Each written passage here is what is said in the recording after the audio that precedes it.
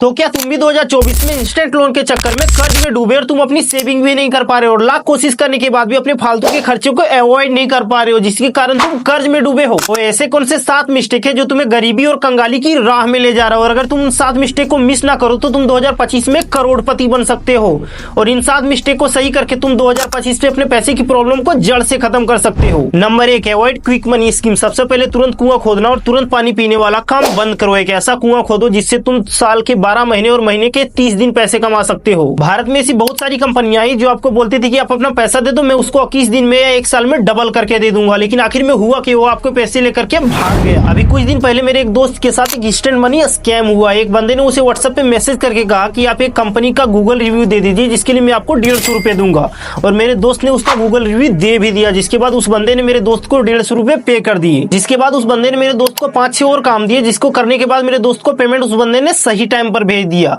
लेकिन एक दिन वो मेरे दोस्त को मैसेज करके बोलता है कि आपको 8,000 रुपए का एक काम मिलेगा, लेकिन उसके लिए पहले आपको मुझे 4,000 रुपए भेजना पड़ेगा। तो मेरे दोस्त को लगा कि अगर मैं 4,000 उसको दूंगा तो वो मुझे 8,000 रुपए देगा, फिर भी 4,000 रुपए का प्रॉफिट हो रहा है। इसलिए मेरे दोस्त ने उस बंदे को 4,000 रुपए भेज दिए। जिसके बाद वो बंदा ना मैसेज का रिप्लाई कर रहा है और ना ही कॉल रिसीव कर रहा है, और इस तरह मेरे दोस्त के साथ एक क्विक मनी स्कैम हो चुका है। इस तरह के क्विक मनी स्कीम में ना फंसे और एक अच्छा इनकम सोर्स बनाए जो आपको लंबे समय तक पैसा दे। Number 2, have a multiple income source. तुम सबने कभी ना कभी अपने पापा और दादाजी के मुंह से जरूर सुना होगा कि अगर 2 नाव पर पैर रखोगे तो गिर जाओगे, और ये बात सच भी है, मगर तब जब तुम नदी में हो और 2 नाव पर अपना पैर रखा है तब। लेकिन जीवन में अगर एक ही इनकम सोर्स पर रहोगे तो गरीब और भूखे मर जाओगे, इसलिए अपने इनकम के 2 से अधिक सोर्स बनाओ। उदाहरण के तौर पर माय स्मार्ट सपोर्ट चैनल को ही ले लो, जो एक समय सभी टेक यूट्यूबर से आगे था, मगर जिस तरह यूट्यूब पर ट्रैफिक बढ़ता गया ठीक उसी तरह उसकी इनकम और उसका सब्सक्राइबर भी बढ़ता गया। लेकिन दूसरी तरफ उसका कई सारा कॉम्पिटिटर तैयार हो गया, जैसे मनोज देव, टेक योगी जैसे कई चैनल, जिसके बाद इनके सक्सेस का ग्राफ डाउन होने लगा। लेकिन जब ये यूट्यूब से पैसे कमा रहे थे उस टाइम इन्होंने कोई और इन्वेस्टमेंट नहीं किया था और कोई दूसरा इनकम सोर्स नहीं बनाया था, और आज इनके चैनल पर 1.38 मिलियन सब्सक्राइबर होने के बाद भी मात्र 3,000 से 30,000 तक व्यूज आते हैं, जिससे 20 से 25,000 रुपए कमा लेते हैं। इसलिए अपने इनकम के 3 से 4 सोर्स बनाए। ऐसे कई करोड़पति हुए जो अपने इनकम का 2 से 3 सोर्स बनाने में असमर्थ रहे और आज देश छोड़ करके भाग चुके हैं। नंबर 3, तुम में से बहुत सारे ऐसे लोग होंगे जो अपनी इनकम को कभी ट्रैक ही नहीं करते हैं। 1 तारीख को सैलरी आती है और 10 तारीख को सारा पैसा खत्म हो जाता है। उसके बाद पूरा महीना किसी से कर्ज लेकर के चलाना होता है, वो भी फालतू की EMI, क्रेडिट कार्ड बिल और ना जाने बहुत सारे फालतू खर्च में। हम सभी यूथ ऑनलाइन की दुनिया में इतना खो चुके हैं कि सोसेबाजी के चक्कर में लोन पे कुछ भी खरीद लेते हैं और फिर उसके बाद उसकी EMI भरते रहते हैं। इसलिए आज से फालतू खर्च बंद करें। और आपको ये पता होना चाहिए कि आपका कमाया वो पैसा आखिर जा कहाँ रहा। अपनी इनकम के पैसे को ट्रैक न करना उतना ही शर्म की बात है जितना आपके जेब में पैसे ना होने पर होता है। और अपने पैसे को सही से ट्रैक न कर पाने की वजह से विशाल मेगा मार्ट जैसी बड़ी बड़ी कंपनियां भी धोखा खा चुकी है। कंपनी जो पैसा विशाल स्टाफ को नाश्ता और पानी के लिए देती है, एक्चुअल में वो स्टाफ को कभी मिल ही नहीं पाता, और विशाल मैनेजमेंट को जो बिल जाता है उसमें से आधा से ज्यादा बिल तो फर्जी होता है। जैसे गर्मी के दिनों में एक दिन में 2 जार पानी आता है, वहाँ पे 4 या 5 लिख दिया जाता है और पानी वाले के साथ टाइप कर लिया जाता है। और बात है स्टाफ के नाश्ते की, तो महीने में एक दिन नाश्ता करा दिया जाता है और उसके फोटो खींच करके भेज दिया जाता है और पूरे महीने के पैसे को अपने जेब में डाल दिया जाता है। और विशाल मैनेजमेंट भी इस बिल को ट्रैक नहीं करती और उसे पास कर देती है। लेकिन उन बिल को ट्रैक न करने की वजह से विशाल के ना जाने कितने सारे पैसे बर्बाद हो चुके हैं। और ये सिर्फ विशाल ही नहीं करती, हमने भी किया है। हमने ना जाने कितने सारे OTT और चैनल के सब्सक्रिप्शन ले रखे हैं जिसकी हमें कोई जरूरत ही नहीं है। इसलिए आज ही अपने सब्सक्रिप्शन को ट्रैक करें और जो काम का नहीं है उसे हटा दे और अपने पैसे को ट्रैक करना स्टार्ट करें। नंबर 4 है assets feed you but liability eat you. इसका सिंपल सा मतलब है कि एसेट्स आपको अमीर बनाते हैं और लायबिलिटी आपको गरीबी की ओर ले जाते हैं। एसेट्स का मतलब होता है वैसे चीजें जिसका वैल्यू समय के साथ बढ़ता चला जाता है, जैसे सोना, शेयर, जमीन इत्यादि।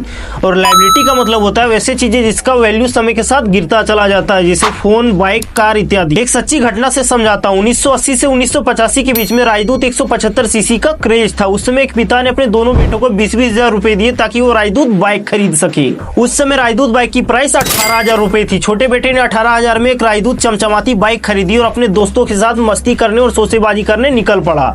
लेकिन बड़ा भाई थोड़ा समझदार था, उसने शहर में 20,000 रुपए से 10 डिसमिल जमीन का प्लॉट खरीदा। और ठीक 40 साल बाद उस राजदूत बाइक की कोई कीमत नहीं थी, लेकिन उस 10 डिसमिल जमीन के प्लॉट की कीमत करीब करीब 10 करोड़ रुपए थी। और बस यही अंतर है एसेट्स और लायबिलिटी में। बड़े बेटे ने 20,000 से एसेट्स खरीदा था जिसकी कीमत 40 साल बाद 10 करोड़ रुपए था, और छोटे बेटे ने 20,000 से लायबिलिटी खरीदी थी जिसकी 40 साल बाद कोई कीमत नहीं थी। इसलिए 2025 में एसेट्स खरीदे और लायबिलिटी से दूर रहे। Number 5, saving is not everything, investment is also important. तुम सबको याद होगा कि किस तरह तुम बचपन में 2 रुपए 5 रुपए गुल्लक गुल्लक में सेव करके रखते थे, लेकिन जब से ऑनलाइन यूपीआई आया है तब से कोई भी पेमेंट तो ऑनलाइन कर देते हो, तुम सेविंग का मतलब ही भूल चुके हो। और आज तो ऐसा सिचुएशन कि भारत के 16 से 24 साल के 70% यूथ अपना ऑनलाइन पेमेंट अपने सेविंग अकाउंट से ही करते हैं, जिससे वो अपने फालतू के खर्चों से बच नहीं पाता। और सेविंग का तो तुम भूल ही जाओ, क्योंकि जब भी जेब में पैसे ना होते भैया ऑनलाइन पेमेंट कर देता हूँ, और उस फालतू एक्सपेंसिव को ट्रैक नहीं कर पाता है, जिससे वो अपने सेव किए हुए पैसे भी खर्च कर देता है। और जो 30% लोग सेविंग करते हैं उनको इन्वेस्टमेंट से डर लगता है। उनको लगता है कि इन्वेस्टमेंट का मतलब शेयर बाजार, इन्वेस्टमेंट का मतलब शेयर बाजार ही नहीं होता। इन्वेस्टमेंट का मतलब होता है कि आप अपने पैसे को वहां पे इन्वेस्ट कर रहे हो जहां पर आने वाले 10 से 15 साल बाद उस पैसे की कीमत बढ़े। और आखिर हम शेयर बाजार में इन्वेस्टमेंट करने से इतना डरते क्यों हैं? क्योंकि कहीं ना कहीं हमने अपने बड़ों से सुना है कि शेयर बाजार एक जुआ है, लेकिन ऐसा कुछ नहीं है। अगर तुम इसमें सही ढंग से इन्वेस्टमेंट करो तो एक कहानी से समझाता हूँ। एक पियून जो 1995 में एक बैंक ऑफिस में काम करता था, जिसकी सैलरी मात्र 2000 रुपए थी, वो अपने सैलरी का कुछ हिस्सा शेयर बाजार में इन्वेस्ट करता था। 2016 में उसके इन्वेस्टेड मनी का वैल्यू था 14 लाख रुपए।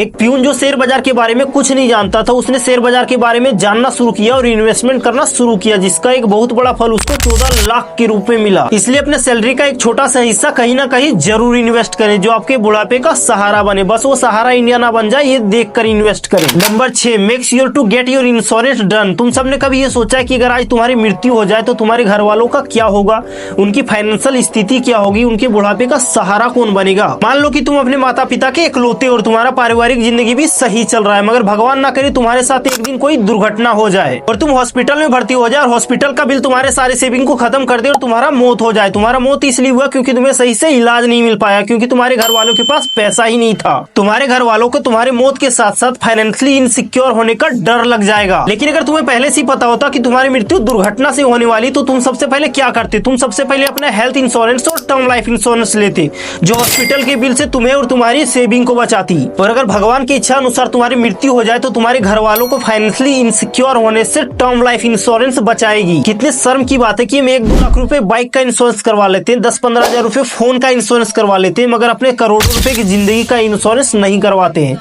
इससे ज्यादा शर्म की बात क्या हो सकती है? Number 7, don't look rich stay rich. इसका मतलब होता है कि अमीर की तरह दिखो मत, अमीर बने रहो। अमीर की तरह बात करने या अमीर की तरह कपड़े पहनने से कोई अमीर नहीं बन जाता है।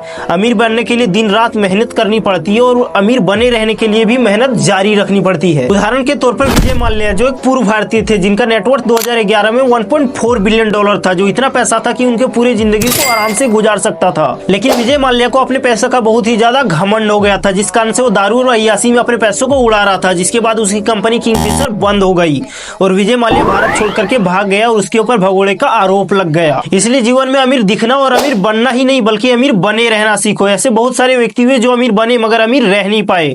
आज के समय में पैसा हर कोई कमा रहा है, मगर हर कोई संभाल नहीं पा रहा है।